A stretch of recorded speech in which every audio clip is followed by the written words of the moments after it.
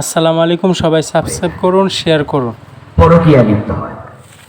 এ পরিপ্রেক্ষিতে স্ত্রী স্বামীকে তালাক দেয়, কিন্তু কিছুদিন পরে আবার মহরের টাকাও দাবি করে। এক্ষেত্রে তার বাবা মা তাকে সহযোগিতা করে। এ বিষয়ে আপনি কি বলবেন? আসলে ইসলাম আসার আগে শান্তি নাই।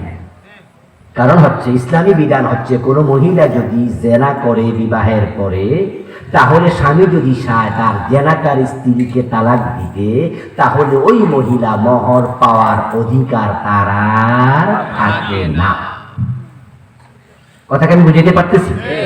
যদি কারো স্ত্রী জেনা করে, সেটা প্রমাণিত হয়, আর স্বামী যদি চায় তাকে তালাক দিয়ে দিতে, তাহলে তালাক দেওয়ার অধিকার স্বামীর আছে, যেহেতু বউ জেনা করছে। কিন্তু জেনা করার অপরাধে ওই মহিলা মহর পাওয়ার অধিকার তার থাকে না। মোহর যদি নিয়ে থাকে, রাষ্ট্র বলবে সেটা দিয়ে দাও, ফিরাই দাও, আর না দিলে তুমি পাইবা না, চলে যাও। কিন্তু বাংলাদেশের আইন হলো, বউরে যদি তালাক দেও মোহর দিতেই হবে। সে কি জেনা করলো না কি করলো এটা দেখার বিষয় না। এই জন্য এমন ঘটনা ঘটেছে, বউ কর্তৃক স্বামীকে ডিভোর্স দেওয়া হয়েছে।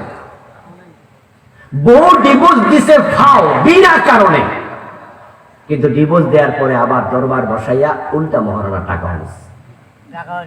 নির্দোষ স্বামী বউ হারাইলো, আবার মহরের টাকাও জরিমানা দিতে হলো। কারণ আমাদের দেশে ইসলাম নাই। ইসলামী আদালত থাকলে তখন পুরুষ নির্যাতিত হতো না। বাংলাদেশে তো নারী নির্যাতনের অনেক আইন আছে, কিন্তু ঘরে ঘরে পুরুষ নির্যাতিত হয় এমন এলাকাও। স্বামীর গায়ে স্ত্রী যদি হাত করে, এখন এই স্বামী যদি আদালতে মামলা দেয়, আদালত হাসবো, আদালত কইব বউ আপনারে মারে কেন, আর মাইন খাইছেন, কিন্তু বাংলাদেশে কোনো বিষয়ে আইন নাই। কিন্তু বউকে যদি বেশকিও পারেন, এই হাত মারে নিজে মামলা দিতে পারে, ওর জন্য আইন আছে। আর ইসলাম হচ্ছে একটি balanced complete code of life. এটা ইনসাফপূর্ণ একটি চমৎকার ভারসাম্যপূর্ণ জীবন বিধান, যেখানে নারী পুরুষ সকলের অধিকার সংরক্ষিত আছে।